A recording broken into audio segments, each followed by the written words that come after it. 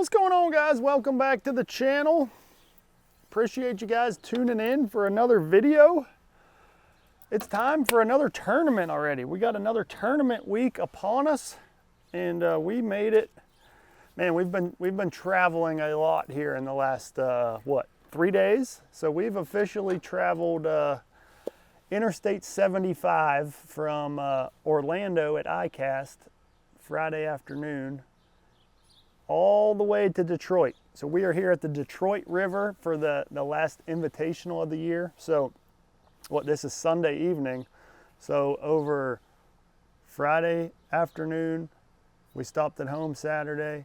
Now we're all the way up here on Sunday. So we've traveled pretty much the entire length of I-75 the last couple days. And man, I'm a little sick of driving. So I'm excited to be here and get after some big, giant smallmouth. So this is gonna be a really cool tournament. There could be a state record smallmouth caught this week. They live in this pond. The state record Ohio smallmouth, a 10-pounder, was caught here not too long ago.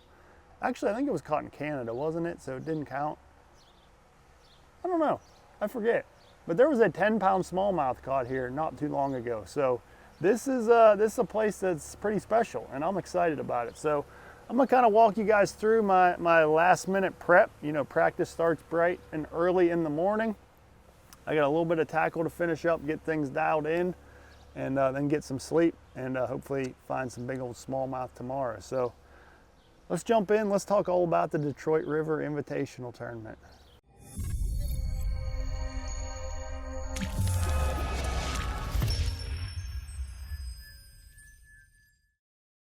Alrighty, well, we are here on, like I said, the Detroit River.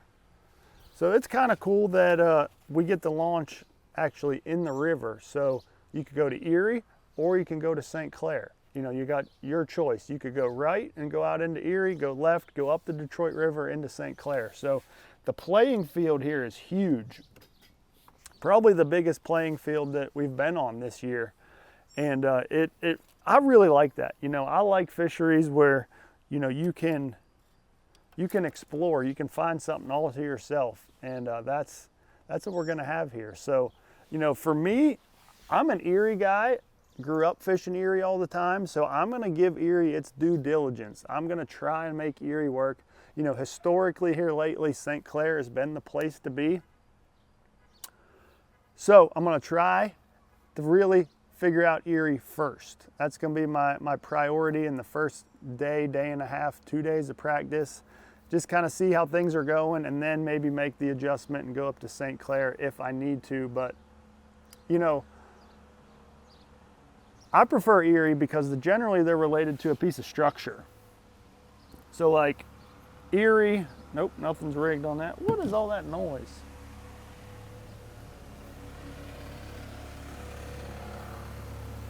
Did you see that thing go by? What in the heck was that thing? It was like a little diesel powered I know. cart. What is that? That is the loudest golf cart I've ever heard. That is absolutely insane. But I thought it was a lawnmower. anyway, where was I? What are we doing? We're fishing. Lake Erie. I like Lake Erie because there's lots of rocks there, and I like rocks. There's no rocks in St. Clair. That pretty much sums it up. Generally speaking, the fish on Erie are more related to rocks, more related to structure. You know, there's gonna be more current generally through Lake Erie. So they're gonna be set up on sort of a current break, a boulder, a rock pile, a drop, something like that. So that's what I'm looking for in, you know, that's why I prefer Erie, because generally it's a spot where you can go right to a spot and probably catch a fish there again. St. Clair, you're generally getting in areas and just kind of milling around, which that can be good. So I'm really curious as a, you know, as much as a fan, to kind of follow around this tournament and see how it plays out as far as, you know, how many guys are in Erie versus St. Clair and all of the above. But, you know, baits, for me, I keep it pretty simple. That's what I got, 2 drop shots rigged up, and if you guys know me, you know what I'm putting on that drop shot. I needed to get these out and ready. You got option 1, a shad-shaped worm, and then option 2, a shad-shaped worm. That's it. That's all I'm throwing this week. I know if I put either of these baits in front of a smallmouth, he's gonna eat it. I got more confidence, I've won more money on this exact bait right here than any other bait fishing for smallmouth, so nothing's gonna change this week. So we're going with Old Faithful, the natural shad-shaped worm. They love that. They don't even have to be feeding on shad, and they love that color. That's a little nugget for you guys. And then if the waters are just a little bit dirtier, maybe it's cloudy out, or I find them feeding more on perch, that's when I'm gonna go with my color, Becker's Magic Juice. It's basically natural shad belly, but it's got a dark green pumpkin. So it's a two-tone color, or a laminate, I guess, and the back is more of a dark green pumpkin. So it just kind of darkens the bait up. And really, if I want a darker bait, I'm going with him. Day in and day out, I'm going natural shad. So those are the two drop shot baits we're going with. You know, I got my Epic drop shot weights all bulk packed up, ready to go right here. So, you know, I really like to keep it simple whenever I'm smallmouth fishing. Couple drop shot baits. I mean, one drop shot bait, 2 different colors. Of course, I got all sorts of bins in here. But the other thing that, you know, I personally haven't got a chance to really mess with on Erie as much as any of the other Great Lakes is the minnow style fishing. You know, like the Yamamoto scope shad.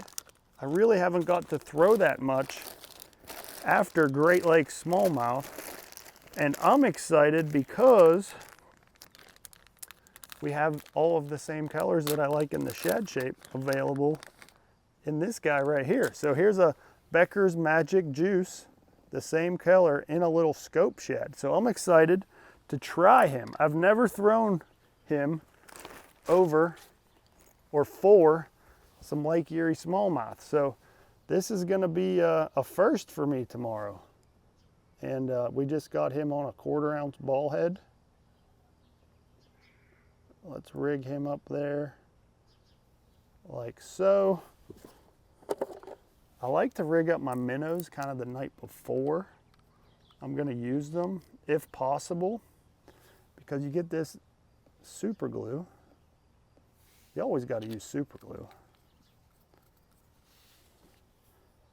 And it really has a chance to dry, and then that minnow is absolutely locked on there. So I'm excited to try him out there over some boulders, some rock piles, something, and see if those fish really react to a scope shad the same way they do in other fisheries, you know.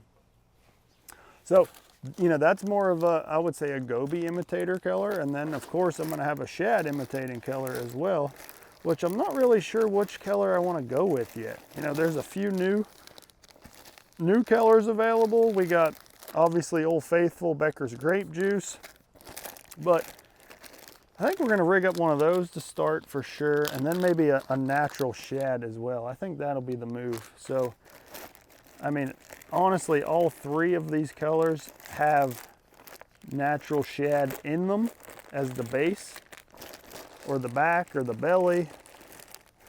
Where's my natural shads? I know they're in here. Man, I gotta organize these a little better. I got too many scope shads. There's a natural shad right there. So that way I'm gonna have 3 different options, kind of color variations of the minnow. Now, I got a 1/4 and a 3/8. Which one should I go with which? I think we're gonna go natural shad on the 3/8 ounce.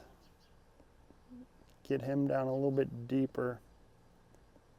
You always want to make sure you rig these straight.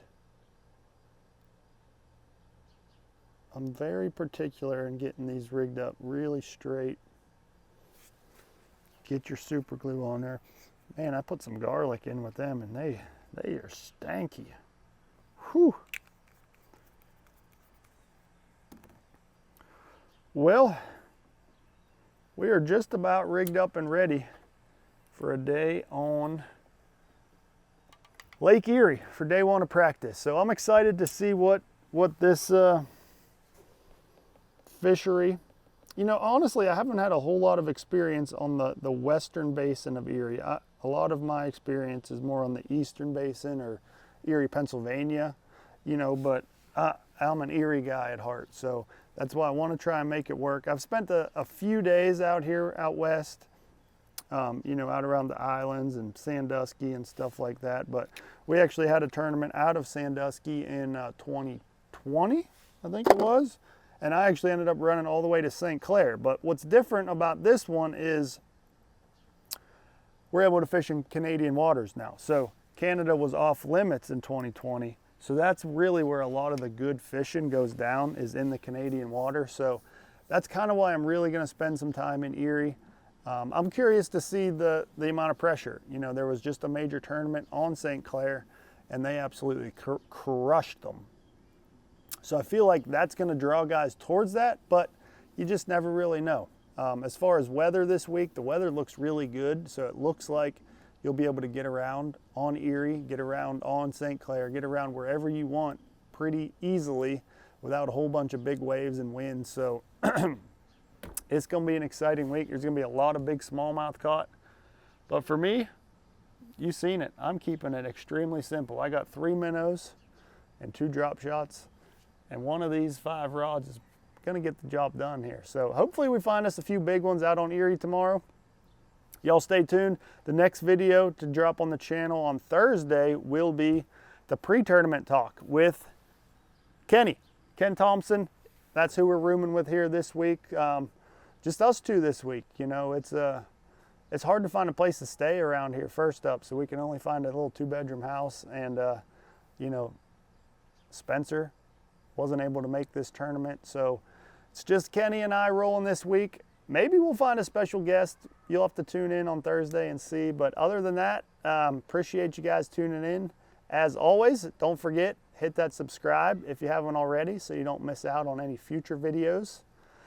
Check the links in the description down below. You can head right to Fish USA and pick up some of these baits. You know, some of these baits are exclusive colors that are only available at Fish USA. So that's the only place you'll be able to find them in the Yamamoto lineup is at fishusa.com. So use the links in the description down below to head over there and pick those up if you're interested, or just check them out a little more. Maybe you can get a better idea of the color on the Fish USA's website if the video didn't give you enough justice. But I think I'm rigged up. Let's see. Cooler's packed, full of water, some body armors. I think we're ready to go. So we'll see you guys next time.